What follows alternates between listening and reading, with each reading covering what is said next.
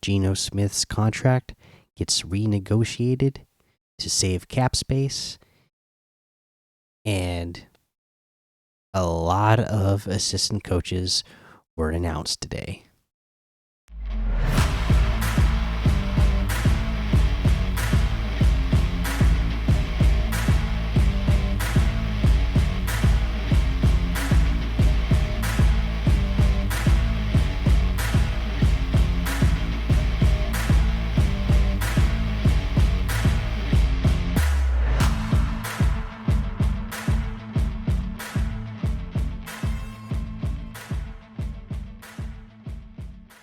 Welcome back to another episode of the Seattle Sports Show, where we love Seattle pro sports. I'm your host, Mikey, and today we are here to talk about Geno Smith and his contract getting restructured to free up $4.8 million in cap space right now. So this news was just broken a few hours ago. I first saw it reported by Field Yates, and so Geno Smith, he had a roster bonus that they went ahead and turned into a signing bonus, which frees up $4.8 million in cap space. So if you don't know how that works in the NFL contract, so that's basically what any player can do that has that written into their contract. So if a player like Geno Smith, for instance, has a roster bonus, you can convert that into a signing bonus, and they'll grant you up to 50% cap space for converting that into a signing bonus. And it's a good deal for the player and for the team in most instances. Good deal for Geno Smith, right? Because he's getting his money now. That's what happens with that money. Instead of it being like this will get paid out to you over time, it's like, okay, this is a signing bonus. Now you've signed your contract already, so now we're giving you this money now. So good for the player because they get their money sooner, and good for the team, obviously, because they save 50% of that against the cap. So in the case of this deal, the Seahawks are saving $4.8 million in cap space. And,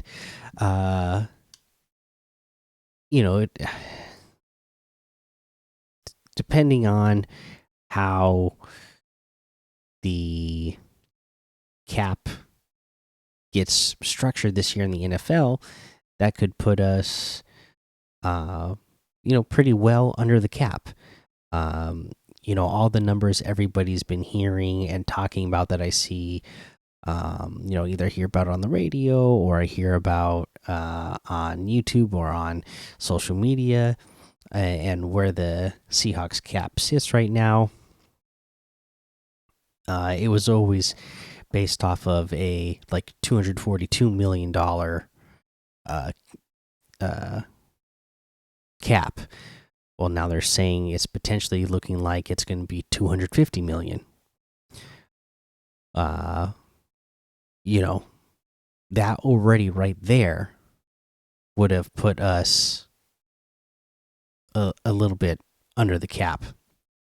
If it is $250 million, we just freed up 4.8 million more, then we're starting to head in the right direction, right? And you may have heard me say on previous episodes that I'm just not too worried about what the cap situation is with the Seahawks, like at this moment today, because this is how easily teams can, get themselves out of a situation. And the Seahawks were not really in a situation. They were just, and this was all, calculating in the money that you were going to have to pay to rookies already. They were just like $5 million about over the cap. And again, at this point in the season, that is absolutely nothing because it is so easy to, again, turn roster bonuses into signing bonuses, to restructure deals, to cut players that aren't going to be on the team next year that you don't, whether it was they just didn't live up to your expectations or you just don't want to pay them that money. They're going to free up a lot of space very quickly. Okay, I can't remember.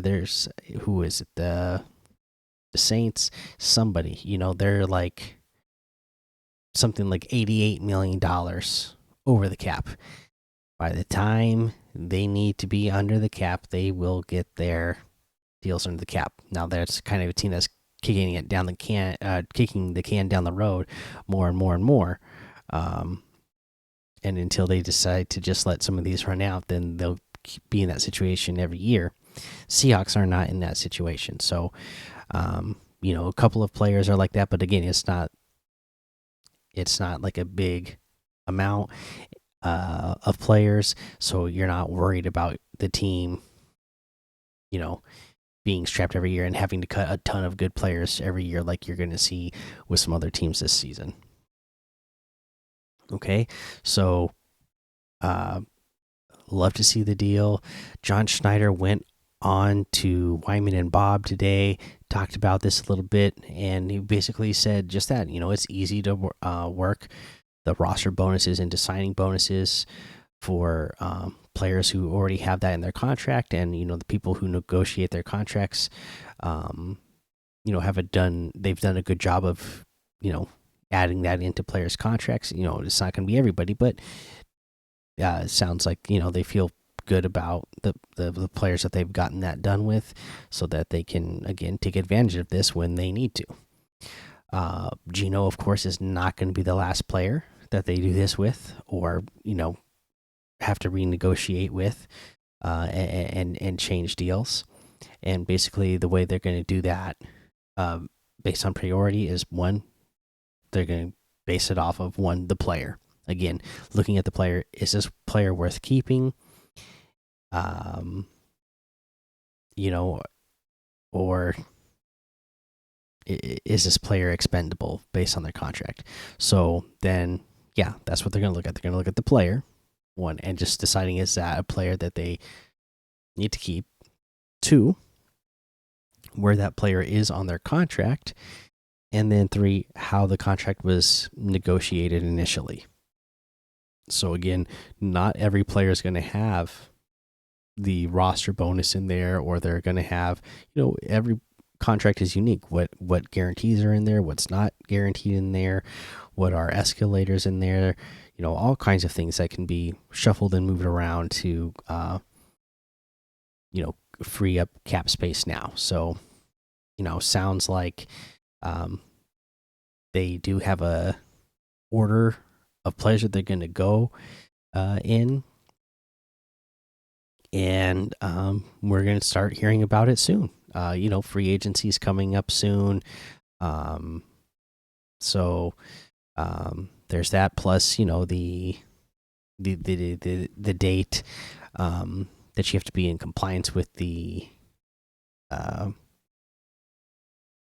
cap. I think that's coming up in March as well. So, I don't think it's till like mid or late March, but it sounds like they have a plan going forward to make sure they get this done, and have what they need available for free agency, and signing their rookies, and also either extending or re-signing the players that we had on last year's roster already. Yeah, John did mention,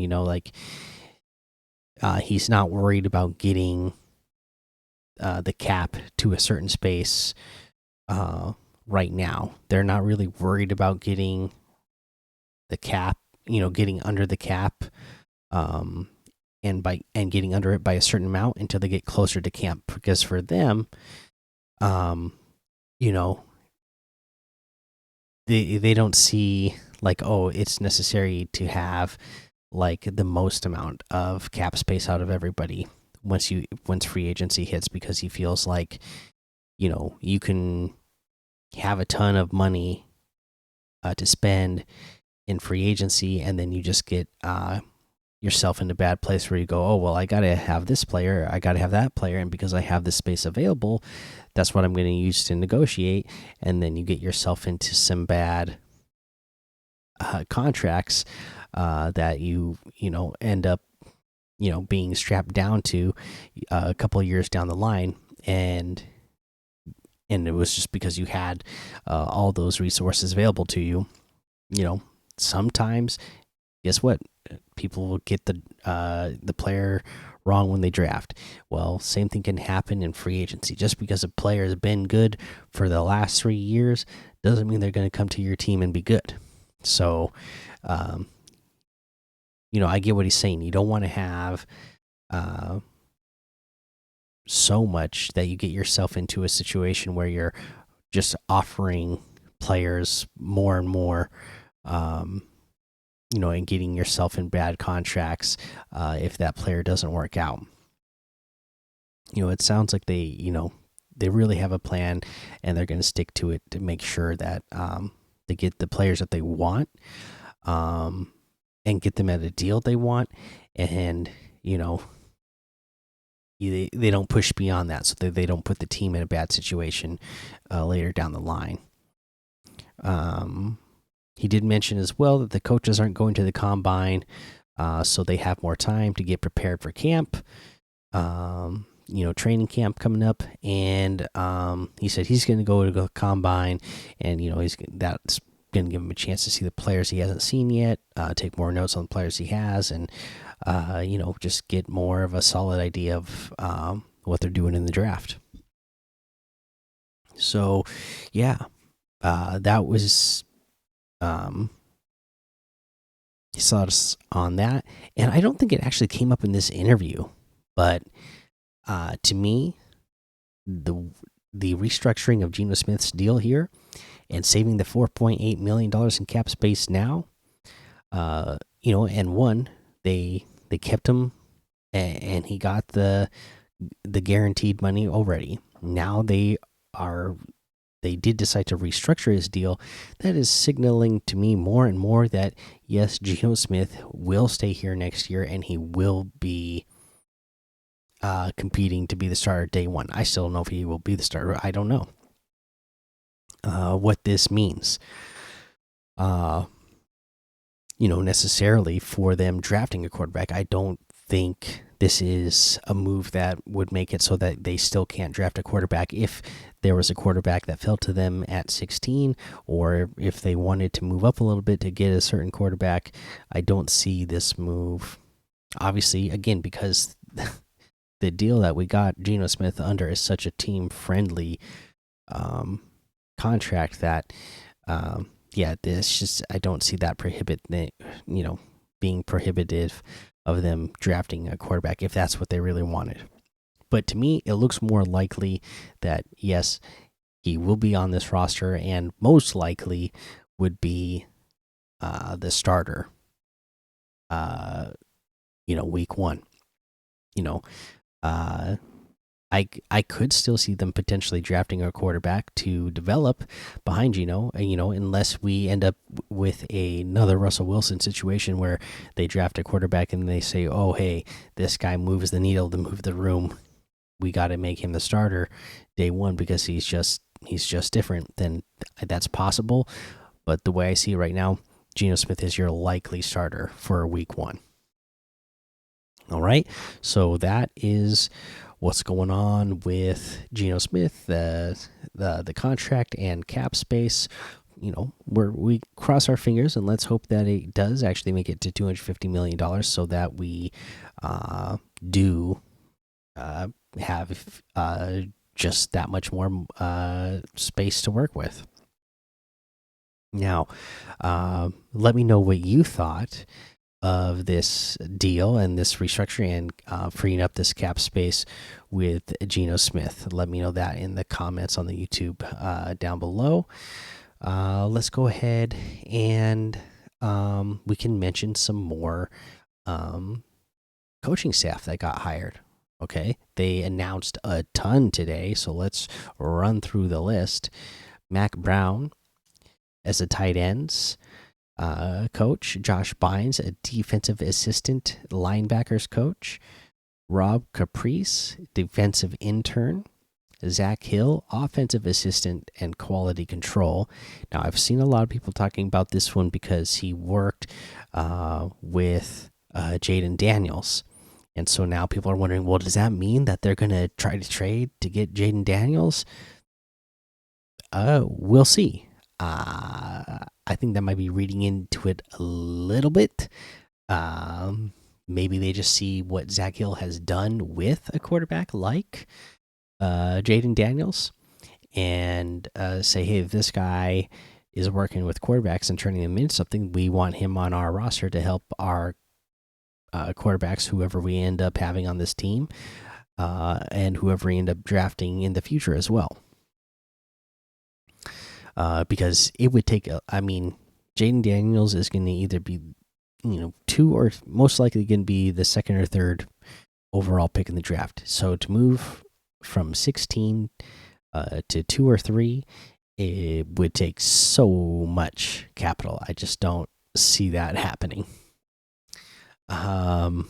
Justin Hines is your defensive line coach, Jeff Howard, safeties coach, Frisman Jackson, wide receivers, Charles London, quarterbacks, Brendan Nugent, assistant offensive line, Quinshawn Odom, offensive assistant, quality control, offensive line, Chris Partridge, outside linebackers, Jake Peets, offensive passing game coordinator, Nick Perry, the defensive quality control, Kennedy Polamalu, running backs, and Tyson Prince, assistant wide receivers. So there you go. That is the coaches that they officially announced today as being on the staff. And I mean, overall, it's looking like they are building themselves a good staff over there. Again, just experience all over the place, right? Some of them being younger and just a few years in the game, to some of them somebody like Kennedy Polamalu being around for a long time and having again a wealth of knowledge. So I'm liking the mixture of that in the coaching staff that we've hired so far. Yeah, so that's your coaching staff. Is there anybody that stood out to you? Are you on that mind track that other people are, that Zach Hill is hired and that means that they are looking at a Jaden Daniels? Now, Jaden Daniels is somebody that I would have liked, actually. So going into this year, I thought, oh, I see 6 quarterbacks that are worthy of a first round grade this year, Jaden Daniels being one of them. But going into the year, I thought, he was potentially like number 5 or number 6 ranked out of those 6 quarterbacks. Well, with the season that he put on this season, he obviously skyrocketed himself to being a top 3 pick potentially, and either the second or third quarterback taken overall. So, I just don't think. I don't think you're getting him. I sure would have liked him. If it was a situation where I, what I was thought going into the season, that quarterbacks that would be available to us were going to be Nix, Penix, Daniels, and McCarthy. I thought, oh yeah, I sure would like a Jaden Daniels. I just don't think it's very plausible at this point that that would happen. But let me know in the comments if you think that is the reason why he's hired. Do you think they are actually going to go after Jaden Daniels? All right. And then, if you are watching this on YouTube, please hit the subscribe button, the like button, comment, and let me know what you're thinking about this team. Let me know who you think, what other players should they restructure, their deals to try to free up cap space. What players do you think they should just cut ties with to free up some cap space? If you are listening on the podcast, please follow and subscribe.